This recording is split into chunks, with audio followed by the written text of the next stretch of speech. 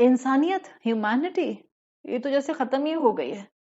اللہ کے رسول صلی اللہ علیہ وسلم کی تعلیمات کی سچائی آج ہمارے سامنے مینیفیسٹ ہو رہی ہے. So we have to be very careful. We have to be very alert. We have to be conscious کہ ہم نے ان چیزوں کو کس طرح سے انٹرنلائز کرنا ہے. امام ابو حامد الغزالی، جن کو آپ امام غزالی کے نام سے جانتے ہیں، آپ سب نے ان کی کتابیں سنی ہوں گی، پڑھی ہوں گی.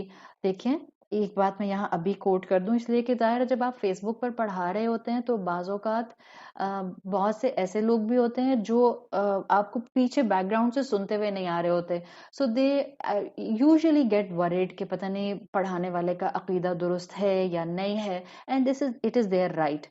I have a strong belief, اور یہ میں نے الحمدللہ استادوں سے ہی سیکھا ہے، علم سے سیکھا ہے، قرآن سے سیکھا ہے، اللہ کے رسول صلی اللہ علیہ وسلم کی سیرت سے سیکھا ہے. اور وہ کیا کہ دیکھیں، جتنے بھی اسکالرز تھے جو گزر چکے یا جو آج ہیں، جتنے بھی شیخ ہیں، جتنے بھی مفتی حضرات ہیں، all are respectable.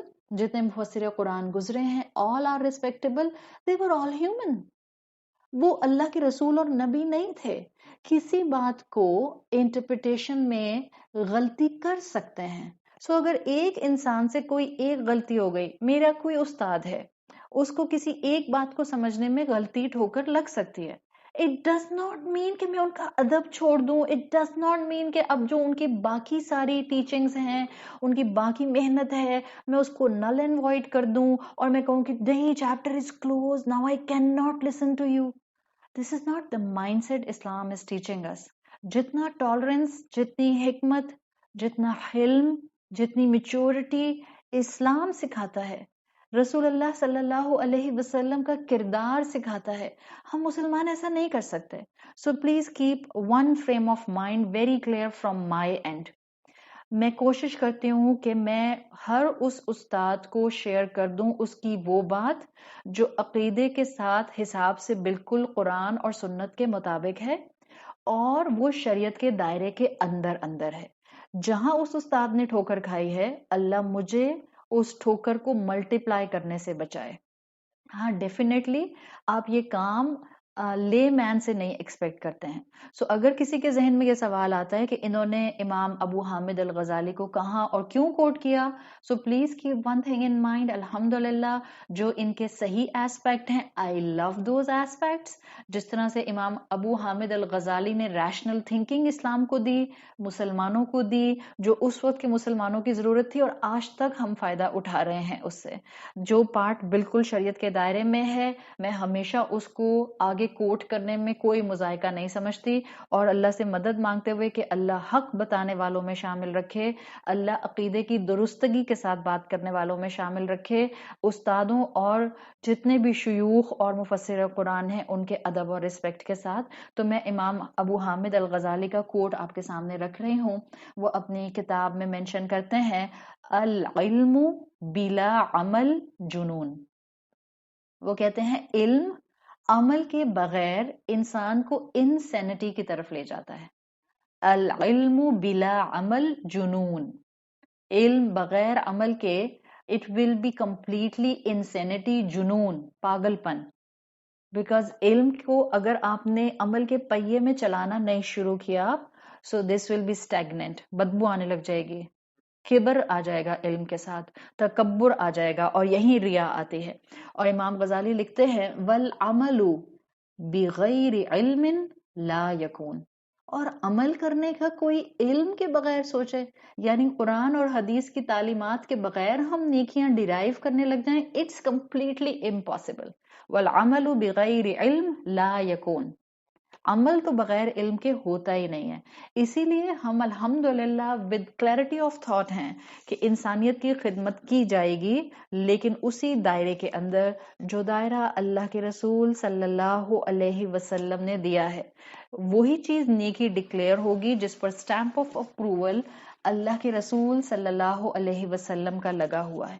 اور جب ہم یہ چیزیں سمجھ جاتے ہیں تو الحمدللہ ہمیں خود بخود کلیئرٹی آف تھاٹ آنے لگ جاتا ہے. تو جو شخص علم رکھتا ہے، اٹس ویری امپورٹینٹ، یہ ہم سب کے لیے ہے. اللہ کے رسول وارن کر کے گئے تھے کہ علم اٹھا لیا جائے گا اور فتنے اور جہالت پھیل جائے گی. آپ اور میں نہیں چاہتے کہ ہم اس اینڈ آف ٹائمز کے اندر ان لوگوں کی کیٹیگری میں آئیں جن کے پاس علم تھا، عمل نہیں تھا. جو شخص بھی آج علم رکھتا ہے اور اس پر عمل نہیں کرتا، اس کی مثال پتہ ہے کیسے؟ بعض اوقات ہمیں اپنی ورلڈلی ایگزامپلز بڑی کلک کرتے ہیں. اس کی مثال بالکل ایسے ہے کہ وہ بیمار تھا، میڈیسن اس کے سامنے رکھی تھی اور وہ میڈیسن لے کر اپنے آپ کو شفا یابی کی طرف لا سکتا تھا، مگر اس نے اس میڈیسن کو ہاتھ لگانے کی جرت نہیں کی. دس از دا سیم انالوجی جو کہ اس انسان پر فٹ ہوگی جس نے علم حاصل کیا اور اس علم کے مطابق عمل نہیں کیا، جو سیرت رسول پر کتابوں کی کتابیں پڑھ گیا، جو سیرت رسول پر پورے لیکچرز کے لیکچرز دے گیا، جو سیرت رسول پر کورسز کے کورسز کر کے best of the best certificates لے گیا، لیکن اس نے اخلاق رسول نہیں سیکھا. اس کے اندر نرمی نہیں آئی، اس کے اندر درگزر کرنا نہیں آیا، اس کے اندر جھکاؤ شخصیت کا نہیں آیا، اس کے اندر لوگوں کا اکرام، ان کی عزت کرنا نہیں آیا. کیا فائدہ ایسی سیرت رسول پڑھنے کا؟ سوچیں، امام ابن القیم کا کوٹ آتا ہے جس کا ترجمہ میں آپ کے سامنے رکھ رہی ہوں. امام ابن القیم کہتے ہیں کہ اگر علم عمل کے بغیر، listen carefully، امام ابن القیم کہتے ہیں اگر علم نالج عمل کے بغیر فائدہ دیتا ہوتا تو اللہ تعالیٰ اہل کتاب کے علماء کو کبھی بھی قرآن میں کنڈیم نہیں کرتے. آپ پڑھیں قرآن اور اپنے سے پچھلی نیشن کو دیکھیں، اہل کتاب کو، اللہ نے ان کے علماء کو کتنا کنڈیم کیا ہے. کیوں؟ اس لیے کہ ان میں علم تھا، عمل نہیں تھا. تو امام ابن القیم لکھتے ہیں کہ اگر علم عمل کے بغیر نفع دے سکتا تو اللہ اہل کتاب کے علماء کو کبھی کنڈیم نہ کرتا، کہ علماء کو کبھی کنڈیم نہ کرتا. اور وہ کہتے ہیں کہ اگر عمل بغیر اخلاص کے فائدہ دیتا تو اللہ قرآن میں منافقین کی کبھی مذمت نہ کرتا. پھر اللہ کو کیا برا لگتا اور اللہ کیا فرق کرتا بٹوین مومن اینڈ منافق؟ کتنی گہری بات کی ہے امام ابن القیم نے کہ اگر علم کافی ہوتا عمل کے بغیر تو اہل کتاب کے ریبائز کو کنڈیم نہ کیا جاتا، اور اگر عمل کافی ہوتا اخلاص کے بغیر تو اللہ منافقین کے لیے یہ نہ کہتا کہ وہ جہنم کے سب سے نچلے حصے میں، وہ جہنم کی بیسمنٹ میں ہوں گے. So that's the point to understand. اگر ہم چاہتے ہیں کہ ہم ایمان کے ریا سے بچیں، سمپل طریقہ، attach yourself as a student with قرآن، اور پھر جو علم حاصل کریں پلیز اس کو اپنے عمل میں لانا شروع کر دیں.